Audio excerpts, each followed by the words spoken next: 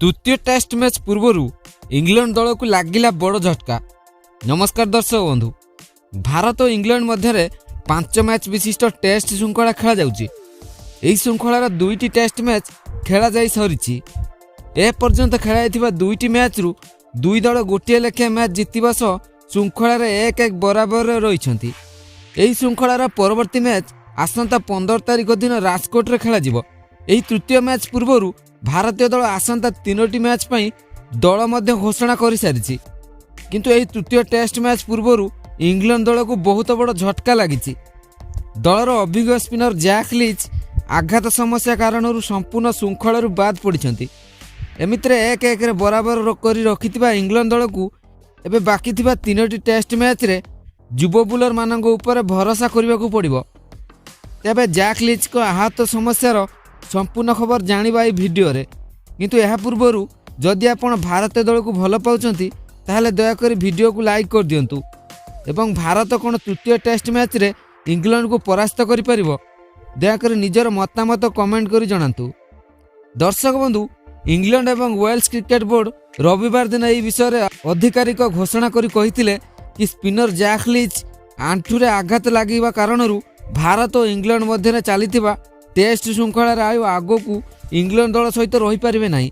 एहा द्वारा इंग्लैंड को बहुत बड़ झटका लागिबो। अवश्य दल पाखरे एबे मध्य रेहान अहमद, टॉम हार्टली एवं बासिन परी अभिज्ञ खेलाड़ी अछंती। तेबे ए पर्यंत जैक लीचकर बदल खेलाड़ी घोषणा करा जाय नाही। आपण मानकू कहि रखुछु कि भारत इंग्लैंड प्रथम टेस्ट मैच रे जैक लीच को आंठुरे आघात लागिथिला, जेउथिबाई तांकू द्वितीय टेस्ट मैच रु बाद हेबाकू पड़िथिला। आउ एबे एई आहत समस्या से संपूर्ण मुकुली नथिबारु एबे संपूर्ण श्रृंखलार बाद पड़िछंती। जैक लीच इंग्लैंड दल पई बहुत भल बोलर। तेबे आहत होई भारत विरुद्ध श्रृंखलार संपूर्ण बाद पड़िबा इंग्लैंड दल उपर बहुत प्रभाव पकाइबो। एही टेस्ट श्रृंखला रे जैक लीच मात्र गोटे मैच रे खेली सेथिरे 2टी इनिंग्स रु मोट 2टी विकेट हासिल करथिले। भारतर प्रथम पाली रे से 26 ओवर बोलिंग करी 63 रन दे गोटे विकेट हासिल करथिया बेले द्वितीय पाली रे 10 ओवर बोलिंग करी 33 रन विनिमय रे गोटे विकेट नैथिले।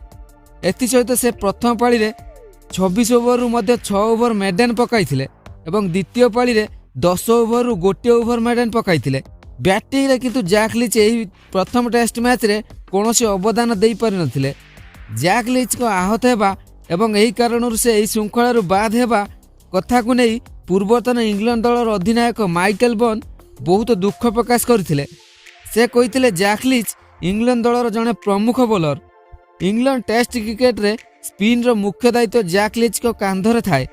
आउ भारत विरुद्ध रे आहुरी 3टी टेस्ट मैच खेलिबा को बाकी थिबा बेले जैक लीच आहत कारणरू संपूर्ण श्रृंखलार बाद पड़िबा घटना इंग्लैंड दलर चिंता बढ़ाई देछि। तबे दर्शक बंधु, आपण मानकू कोन लागुची जैक लीच इंग्लैंड दलरू बाद हेबा परे यह कोन इंग्लैंड उपर प्रभाव पकाइबो एवं भारत कोन एही श्रृंखला को जीति परिबो? निजर मतामत कमेंट कर जणांतु।